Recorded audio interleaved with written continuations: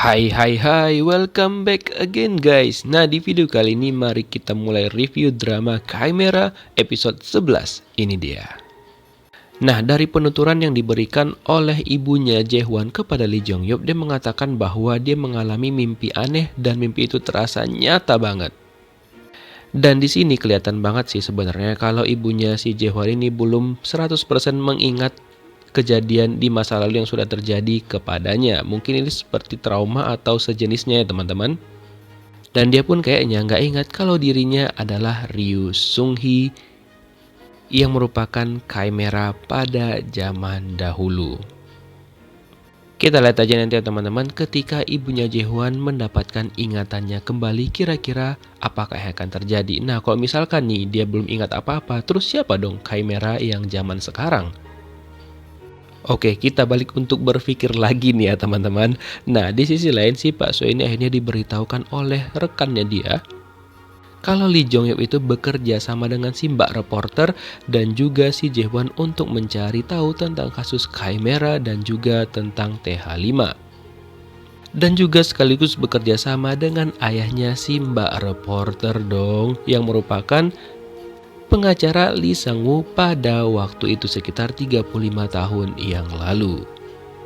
Dan si Pak So juga mengatakan kepada temannya itu gimana kira-kira kalau seandainya Ryu Sung-hee itu masih hidup, karena kan dia ngerasa kalau ibunya Jae-hwan itu adalah Ryu Sung-hee berdasarkan firasatnya dia. Tapi temannya mengatakan bahwa ya nggak mungkin lah, Ryu Sung-hee kan udah koit 35 tahun yang lalu, nggak mungkin orang yang udah meninggal tiba-tiba aja muncul kembali dengan misterius. Nah, setelah itu mereka juga merencanakan untuk menangkap Lee Jong-hyuk dan juga kayaknya mereka bakal membunuhnya. Wah, aduh, gila nih mereka ya, ada-ada aja ininya loh, bener-bener sadis banget. Dan keesokan harinya ayahnya si Mbak reporter didatangi oleh temannya si Pak Sodong, dan dia langsung mengatakan kepada ayahnya Mbak reporter apa tujuannya membantu Lee Jong-hyuk untuk mencari tahu lagi tentang kasus Chimera 35 tahun yang lalu. Dan ternyata ayahnya si Mbak reporter ini dulunya sudah mendapatkan bukti-bukti yang mengatakan bahwa ayahnya Lee Jong-hyuk itu tidak bersalah. Tapi orang-orang suruhan dari si Pak So itu menahan ayahnya si Mbak reporter dan menyuruh ayah si Mbak reporter ini untuk menghilangkan semua bukti-bukti yang udah dia dapatkan, dan mereka juga menyuruh bukti-bukti itu untuk segera dibakar nih teman-teman. Kalau enggak bisa membahayakan untuk keluarga dari ayahnya si Mbak reporter ini. Wah, ternyata memang mereka lah otak dibalik semua ini. Dan ternyata bukti yang didapatkan oleh ayah si Mbak reporter ada juga dong hasil otopsi dari dokter yang selama ini tuh emang gak ada di kantor Pak Pol karena udah dihilangkan sama mereka. Di samping itu, dari penelusuran anak buahnya si Pak So ini mengenai ibunya si Jae-hwan, dia tidak mendapatkan informasi-informasi terkait yang berhubungan dengan Ryu Sung-hee, di mana catatan tentang ibunya si Jae-hwan ini nggak terlalu banyak dan juga cukup mencurigakan. Tapi si Pak So ini masih penasaran banget dan dia masih yakin kalau ibu Jae-hwan ini memang ada hubungannya dengan si Ryu Sung-hee.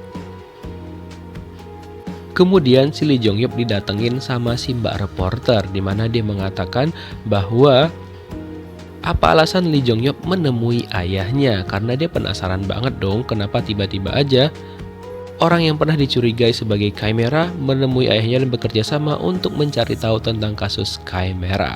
Dan si Mbak reporter juga penasaran siapa sebenarnya Lee Jong-hyuk ini. Nah, tapi si Lee Jong-hyuk nggak menjawab langsung pertanyaan si Mbak reporter dan dia memilih untuk segera pergi dan menghentikan pembicaraan mereka. Dan si Mbak reporter semakin curiga kira-kira apa yang sedang dilakukan oleh ayahnya bersama dengan si Lee Jong-hyuk.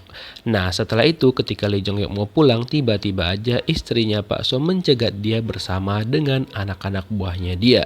Dan mereka pun langsung membawa Lee Jong-hyuk untuk pergi ke rumah Lee Jong-hyuk, dan mereka langsung memberitahukan apa-apa saja yang perlu dilakukan oleh Lee Jong-hyuk, termasuk si ibu ini mengatakan kepada Lee Jong-hyuk untuk segera pergi meninggalkan Korea dan terbang ke Inggris. Tapi di sini Lee Jong Hyuk mengatakan bahwa dia nggak mau menuruti permintaan si ibu itu. Padahal ya sebelumnya Lee Jong Hyuk udah janjian nih sama si Eugene untuk bertemu. Tapi karena dia dicegat sama istrinya Pak So, jadi dia belum bisa pergi kemana-mana.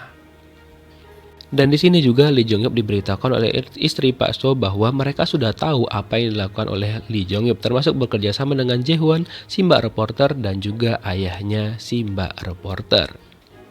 Nah, kalau mau si Mbak reporter dan ayahnya aman, maka Lee Jong Hyuk harus menuruti permintaan dari si ibu So ini.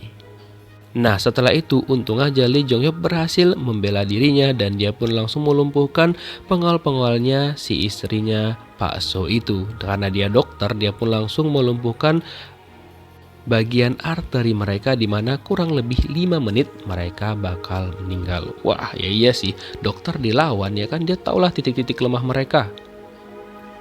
Setelah itu Lee Jong Hyuk langsung pergi dari sana dan dia pergi menemui si Mbak Eugene sesuai dengan janji mereka untuk bertemu. Nah, setelah itu mereka pergi ke rumahnya si Mbak Eugene dan dia bertanya nih kepada Eugene, apakah Eugene masih percaya kalau dialah sebenarnya pembunuhnya ataupun si Chimera itu.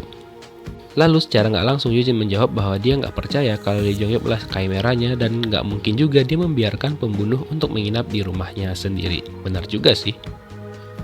Besoknya, Jae-hwan mendapatkan kabar kalau Lee Jong Hyuk sudah keluar dan juga berhenti dari rumah sakit tempat dia bekerja. Dan mereka pun kaget mendengar hal itu dan mengira Lee Jong Hyuk itu menghilang secara tiba-tiba. Lalu, Jae-hwan dan juga si Mbak reporter berencana untuk mencari di mana keberadaan Lee Jong Hyuk. Dan sebelumnya si Mbak reporter bertanya kepada Jae-hwan siapa sih sebenarnya Jong Hyuk ini.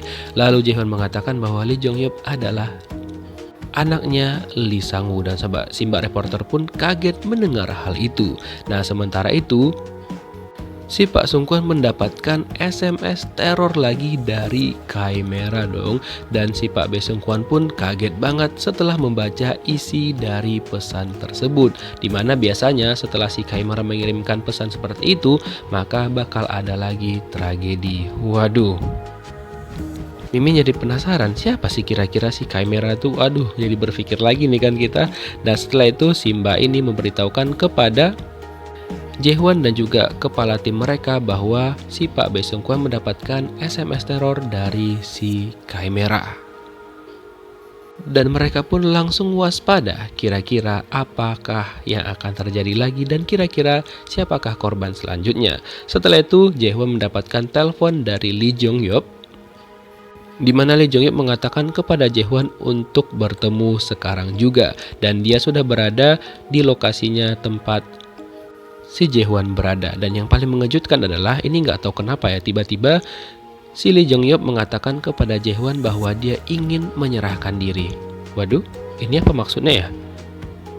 Dan di sini belum dijelaskan kenapa tiba-tiba aja Lee Jong Hyuk menyerahkan diri. Apakah dia mengakui kalau dia Chimera atau gimana ya? Kita lihat di minggu depan ya teman-teman. Sementara itu si Mbak reporter langsung menemui ayahnya dan menanyakan tentang Lee Jong Hyuk dan mengkonfirmasi apakah benar Lee Jong Hyuk itu adalah Lee Tae-yong, anaknya dari Lee Sang-woo, orang yang dituduh sebagai pelaku kasus Chimera 35 tahun yang lalu. Dan yang paling membagongkan adalah ternyata si Mbak reporter ini adalah adiknya Lee Jong Hyuk. Waduh, ternyata bener nih, ada teman-teman yang memang komen dan bilang kalau adiknya Lee Jong Hyuk masih hidup, dan bener dong. Dan itulah ending scene-nya teman-teman. Kita tunggu gimana kelanjutannya di episode 12. Nah, malam ini thank you for watching, see you next video, bye bye.